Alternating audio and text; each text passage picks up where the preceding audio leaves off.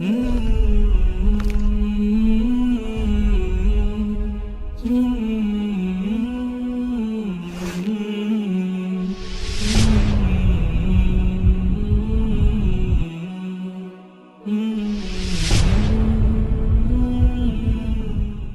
अलैकुम वरहमतुल्लाहि वबरकातुहू नहमदुहु व नुसल्ली व नुसल्लिम अला रसूलिहिल करीम अम्मा बाद फ़अऊज़ु बिल्लाहि स्समीइल अलीम मिनश शैतानिर रजीम बिस्मिल्लाहिर रहमानिर रहीम। अल हिकमा इंटरनेशनल के ज़ेर एहतमाम ईद कुर्बान प्रोग्राम के तहत पेश खिदमत हैं हाफ़िज़ शफ़ीक़ुर रहमान। आज जिस मौजू पर हम बात करने जा रहे हैं वो ये है कि ईद के अय्याम में बाद मुनकरात जिनको समझना और छोड़ना ज़रूरी है और बाद वो ज़रूरी उमूर जो करने के एतबार से इंतहाई ज़रूरी हैं। तो दो टॉपिक पर हमारी बात होगी, दो किस्म के टॉपिक पर। बाद वो उमूर जिनको छोड़ना ज़रूरी है, बाद वो उमूर जिनको करना ज़रूरी है।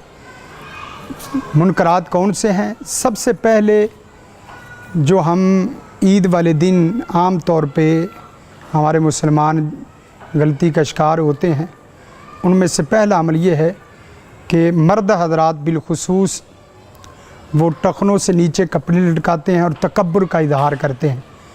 नबी कायनात सल्लल्लाहु अलैहि वसल्लम ने फरमाया, तीन किस्म के लोग ऐसे हैं जिनकी तरफ अल्लाह ताला रहमत से नहीं देखता।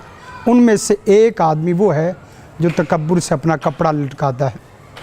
और कुरान मजीद की आयत भी है, वला तुस्साइर खद्दाका लिन्नासी वला तमशी फिल अर्दि मराहा, ये अपने रुखसारों को फुलाइए मत और इसी तरह तकब्बुर से मत चलिए।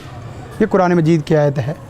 और इसी तरह जो दूसरा काम मुनकरात में आता है वो हमारे बिलखुसूस नौजवान तबके से ये ताल्लुक़ रखता है।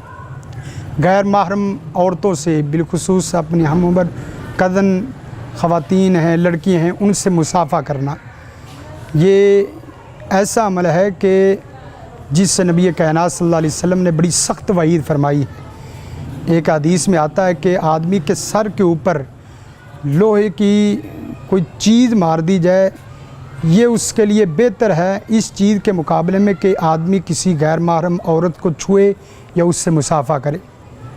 नबी कायनात सल्लल्लाहु अलैहि वसल्लम के पास ख़वातीन बैत के लिए आया करती थी, लेकिन किसी भी औरत को आप सल्लल्लाहु अलैहि वसल्लम ने उस तरह छुआ नहीं, मुसाफ़ा नहीं किया, इसी तरह हाथ से बैत नहीं ली। इसी तरह तीसरा जो काम मुनकरात में वो ये है कि गैर महरम औरतों से खलवत इख्तियार करना या उनसे फ़ोन पर लंबी लंबी फजूल बातें करना। इसके मुतल्लक़ भी नबी कायनात सल्लल्लाहु अलैहि वसल्लम ने फरमाया, इय्याकुम वद्दख़ूल अलन निसा, औरतों पर दाखिल होने से बचो। और साथ दूसरी हदीस नबी कायनात सल्लल्लाहु अलैहि वसल्लम ने फरमाया, कोई मर्द औरत के साथ खलवत में मुलाकात ना करे, उनके साथ बैठे नहीं। ये भी बड़ा अमल है जो ईद वाले दिन आम तौर पे पाया जाता है। और इसके साथ साथ चौथा जो अमल है वो ये कि औरतें बेपर्द बाज़ारों में, गली चौक चौरस्तों में घूमती हैं। हालांकि कुरान मजीद की आयत है, वक़रना फ़ी बुयूतिकुन्ना वला तबर्रजना तबर्रुजल जाहिलिया, अपने घरों में सुकून के साथ बैठो और जाहिलियत की सी ज़ीनत का इजहार ना करो। और ये अमल ईद वाले दिन इंतहाई शर्मनाक होता है। ख़वातीन को देखा जाए तो ज़ीनत का भी इजहार हो रहा होता है, बेपर्दगी भी आम होती है, इससे भी बचना चाहिए। और पांचवा काम जो मलहूद खातिर रखने वाला वो ये, गरीब और फ़कीर, मसाकीन, यतीम, उनके हुकूक का ख्याल नहीं रखा जाता। हालांकि ये चीज़ ऐसी है कि ईद वाले दिन इन चीज़ों का ख्याल रखना इंतहाई ज़रूरी है। हदीस में आता है, नबी कायनात सल्लल्लाहु अलैहि वसल्लम ने फरमाया, ला युमिनु अहदुकुम हत्ता युहिब्बा लिअखीहि मा युहिब्बु लिनफ्सिही, उस वक़्त तक कोई आदमी मोमिन हो ही नहीं सकता जब तक वो अपने मुसलमान भाई के लिए वही कुछ पसंद ना करे जो अपने नफ्स के लिए पसंद करता है। अब ईद वाले दिन कोई गरीब आदमी इस तरह हाथ करता हुआ, मांगता हुआ, घरों को दरवाजे पे दस्तक देता हुआ अच्छा नहीं लगता। इनका ख्याल हमने वो खुद ही करना है। इसी तरह जो मुनकरात कामों में से एक काम यह है कि عید کی خوشی میں ہم ناچ گانا اور بعض ایسے امور اس کا ارتکاب کرتے ہیں کہ جو انتہائی مہلک قسم کے ہوتے ہیں۔ نبی کائنات صلی اللہ علیہ وسلم نے فرمایا، حدیث بھی ہے اور اسی طرح ائمہ کے اقوال بھی ہیں، امام ابو حنیفہ علیہ رحمہ کا بالخصوص قول ہے کہ جو آدمی گانا سنتا ہے وہ فاسق فاجر ہو جاتا ہے، اور جو گانے سے لذت حاصل کرتا وہ آدمی کافر ہو جاتا ہے۔ اس قدر جو نا وہ خطرناک معاملہ ہے۔ اور اس کے ساتھ ساتھ داڑھی کا منڈوانا یہ عمل ایسا ہے کہ جس کام کو ہم نے 10 دن اللہ کا حکم سمجھتے ہوئے اس کا ارتکاب نہیں کیا، ہم نے داڑھی کو بھی چھوڑ دیا، عام جو بال کاٹنے تھے وہ بھی چھوڑ دیے، لیکن عید والے دن یہ بھی عمل کیا جاتا ہے، اس سے بھی گریز کرنا چاہیے۔ اور کرنے والے کاموں میں جو عید والے دن بالخصوص کام کرنے والے ہیں، ان میں سے پہلا کام اللہ کی تکبیرات کو بلند کرنا۔ تکبیرات کیا ہے؟ سبحان اللہ والحمد للہ ولا الہ الا اللہ واللہ اکبر، اللہ اکبر اللہ اکبر اللہ اکبر کبیرہ۔ اس کو باواد بلند آدمی کہتا چلا جائے اور دوسروں کو بھی ترغیب دے۔ اس کی بڑی فضیلت آتی، جیسا کہ ایک حدیث میں آتا ہے کہ یہی تکبیرات عرش کے ارد گرد اس کا ذکر خیر کرتی ہیں جو آدمی یہ تکبیرات پڑھتا ہے۔ اور ایک حدیث کے مطابق اس کے لیے جنت میں شجرکاری کی جاتی ہے، اور ایک حدیث کے مطابق جو آدمی یہ تکبیرات پڑھتا ہے اس نے گویا کہ بنی اسرائیل کے اتنے غلاموں میں سے اتنے غلام آزاد کر دیے، غالباً 100 غلاموں کا ذکر آتا ہے۔ تکبیرات کا اہتمام۔ اور دوسرا کام یہ ہے کہ غسل کرنا، مسنون غسل ہے، خوشبو لگانا، نئے کپڑے پہننا۔ اور تیسرا کام نماز عید بعد جماعت ادا کرنا۔ ہمارے مسلمان بھائی اس چیز کا خیال نہیں کرتے، اور بالخصوص بعد 2 رکعت نماز ادا کر لیتے ہیں، خطبہ نہیں سنتے، یہ بھی کوتاہی والی بات ہے۔ اس کے بعد جو قربانی والا عمل ہے، اخلاص کے ساتھ قربانی کرنا، ریاکاری نہ ہو، نمود و نمائش نہ ہو۔ لن ینال اللہ لحومها ولا دماؤها ولکن ینالہ التقوی منکم۔ اللہ تعالیٰ کو یہ چمڑییں، گوشت، خون اس کی ضرورت نہیں ہے، اللہ تعالیٰ کو تمہاری اخلاص کی ضرورت ہے، تمہارے تقوی کی ضرورت ہے۔ تقوی کو دیکھتا ہے، اخلاص کس طرح، کتنا اخلاص زیادہ ہے۔ اسی طرح ساتھ ساتھ قربانی میں جو چیزیں ملحوظ خاطر رہنی چاہیے، قربانی اپنے ہاتھ سے وہ ذبح کریں، اور اس کے ساتھ ساتھ دیگر جو گھرانے والے افراد کار ہیں ان کو بھی سامنے بٹھائیں، کھڑا کریں۔ اور اگر قربانی کسی کے ہاں اپنے حصہ ڈالا تو وہاں بھی پاس جائیں، اپنے جانور کو دیکھیں اور کھڑے ہو کے اس کو ذبح کروائیں۔